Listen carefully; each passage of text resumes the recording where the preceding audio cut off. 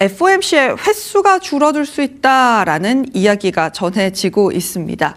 폴 볼커 의장 재임 시절이었던 1981년에 FOMC가 연 8회 체제가 채택이 됐습니다. 1년에 8번 6주 간격으로 FOMC를 열어서 기준금리 통화 정책을 결정하고 있는 상황인데요. 회의 내용도 3주 후에 회의록이 공개가 되는 것이 굉장히 오랫동안 유지가 되어 왔습니다. 근데 이런 보도가 전해집니다. 케빈 워시 의장이 1년에 8번 열어온 연준의 기준금리 회의를 축소하는 것을 검토하고 있다라는 것이 뉴욕타임스를 통해서 전해졌고요. 연간 최소 4회 회의를 열도록 규정하고 있어서 개최 횟수가 8회보다 줄어들더라도 법적으로 문제가 있는 상황은 아니라고 합니다. 회의 직후 발표되는 성명, 의장 기자회견 등을 통해서 시장과 대중에 제공되는 정책 신호가 줄면서 수십 년간 이어져 온 투명성 강화 기조가 뒤집힐 수 있다라고 뉴욕타임스는 이야기하고 있는데 케빈 워시 같은 경우는 이런 잦은 소통 그리고 우리가 힌트를 주는 것이 과연 시장에 맞는가라는 이야기를 지속적으로 했기 때문에 이런 보도도 함께 전해지고 있습니다. 과연 어떻게 될지 좀 궁금해지고 있는 상황 속에서 골드만삭스에서는 이런 의견을 내놨습니다. 연준의 정책 프레임워크가 불투명하면 오히려 역효과를 낼 수 있고 장기 금리 상승이 연준의 추가 금리 인상을 압박할 수 있다라는 겁니다. 연준이 포워드 가이던스를 폐지했지만 정책 운용의 기본 틀까지 분명해지면서 신뢰 회복은커녕 오히려 정책 신뢰도가 더 떨어졌다라는 겁니다. 골드만삭스가 보기에는 한창 이만큼 말을 해주던 걸 요만큼으로 줄이다 보니까 이 나머지가 다 불확실성이다라고 표현하고 있습니다. 9월 FOMC 이전까지 경제지표가 뚜렷하게 둔화되지 않을 경우 시장이 장기금리를 계속해서 끌어올리면서 연준이 추가금리 인상에 나서도록 압박할 가능성이 있다라고 합니다. 아니 너희 시장금리가 이렇게 올라가고 국채금리가 올라가는데 기준금리를 안 올린다고? 이런 식으로 반응할 수 있다라는 거고요. 전 세계적인 재정 확대가 기간 프리미엄을 지속적으로 높이고 있고 현재 모멘텀 전략의 디레버리징 속도는 코로나19 당시와 맞먹을 정도로 매우 빠르다. 변동성이 큰 시장에서 지금 이런 상황은 굉장히 불확실성을 키우는 것이다 라고 이야기하고 있습니다. 아직까지 다음 FOMC까지는 좀 시간이 남아있기는 하죠. 그 기간 동안 어떤 스탠스를 바꾸게 될지 그리고 케빈 워시가 본인의 이런 TF에 관련돼서 가을, 겨울쯤에 발표한다라고 했으니까요. 어떤 스탠스를 나타낼지 아마 시장에서는 계속해서 불확실성으로 받아들일 가능성이 높다는 거 알고 계시면 좋을 것 같습니다.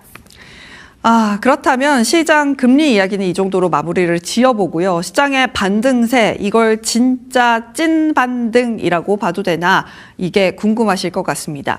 BTIG에서는 아직 완전한 찐 반등은 아니야 라는 이야기를 합니다. 미국 기술주 반등은 함정일 수도 있다. 모멘텀 트레이드 디레버리징 아직 끝나지 않았다라고 설명하고 있습니다. 기술주는 단기적으로 과매도 구간에 진입을 했고 이번 반등이 2000년 닷컴 버블 붕괴 이후 나타났던 가짜 돌파처럼 오래 지속되지 않을 수도 있다라는 이야기를 하는데요. 왜냐? 바로 금리 때문입니다. 금리가 30년물 금리가 5.2를 돌파했기 때문에 성장주의 밸류에이션이 부담스럽고 시장의 심리 지표는 극단적인 수준에 도달을 했고 위험 신호가 빠르게 위축되고 있는 만큼 성급한 저가 매수보다는 조금 더 신중한 대응이 필요하다라고 합니다. 지금 조정이 어느 정도 나왔고 이제 반등하기 시작하는 건데요. 이게 진짜일지 아닐지에 대해서 계속해서 의심하는 목소리와 의심하는 눈초리가 있다라는 거 함께 확인을 해야 될 것 같고요. 그도 그럴 것이 중간선거가 생각보다 얼마 남지 않았기 때문입니다. 여기도 골드만삭스의 의견으로 보시죠. 26년 중간선거와 미국 주식시장 전망입니다. 첫 번째로는 정책의 불확실성이 증대된다라고 표현합니다.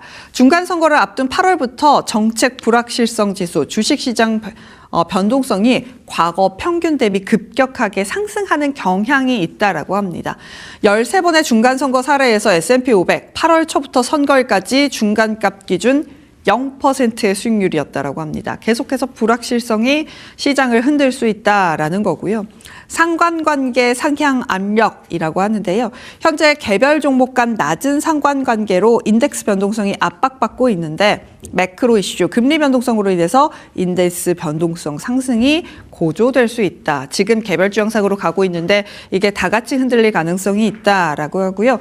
그래서 단기적으로는 해지를 좀 하자. 선거 전 변동성 확대 국면에 대비해서 지수 변동성을 보유하는 전략이 유효하다라고 합니다. 시장은 안 가는데 변동성 지수만 계속해서 올라갈 가능성이 있다라는 표현을 이렇게 하고 있는 겁니다.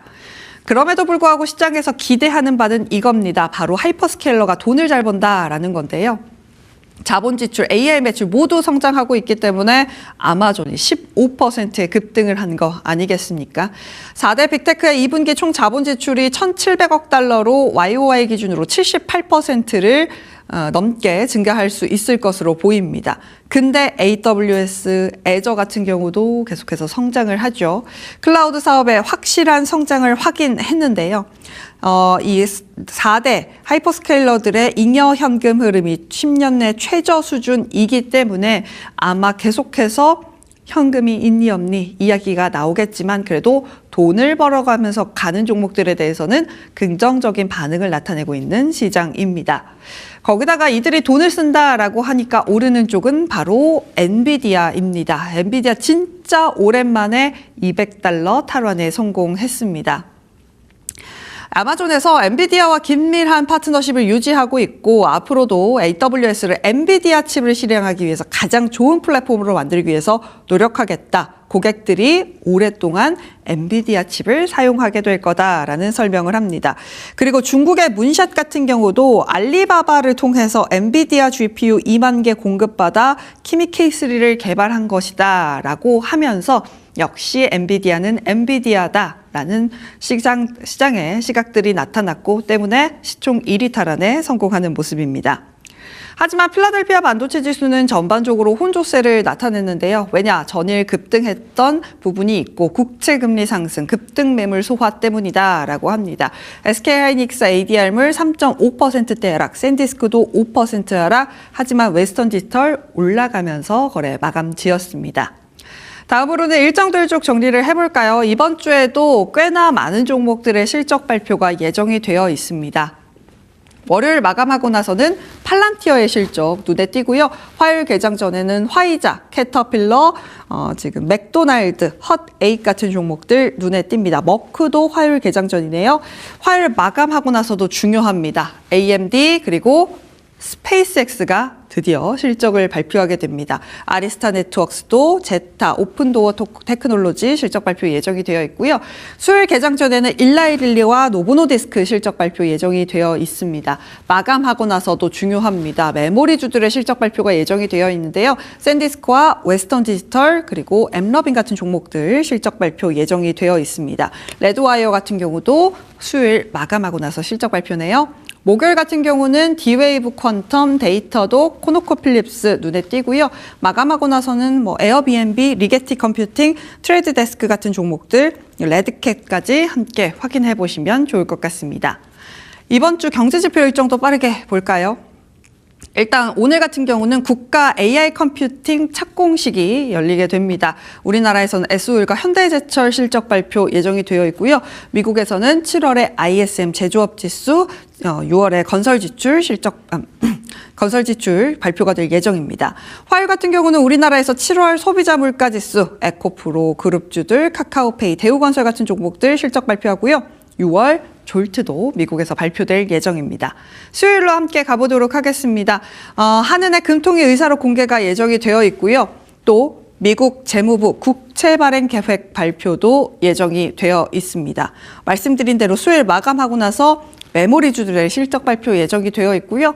목요일 같은 경우는 미국의 2분기 비농업 부분 노동 생산성 잠정치 발표됩니다. 금요일 같은 경우는 우리나라에서 2차 국민참여형 국민성장펀드 선정이 되고요. 삼성전자 신제품도 이때 발매가 된다라고 합니다. 우리나라에서 네이버, 산일전기 같은 종목들 실적 발표하고요. 또 7월에 고용 동향 보고서도 금요일에 미국에서 발표가 되는 만큼 함께 체크해 보시면 좋을 것 같습니다. 일단은 방향을 잡아가는 뉴욕 시장일까요? 이 분위기 계속해서 이어질 수 있을지 체크해 보셔야겠습니다.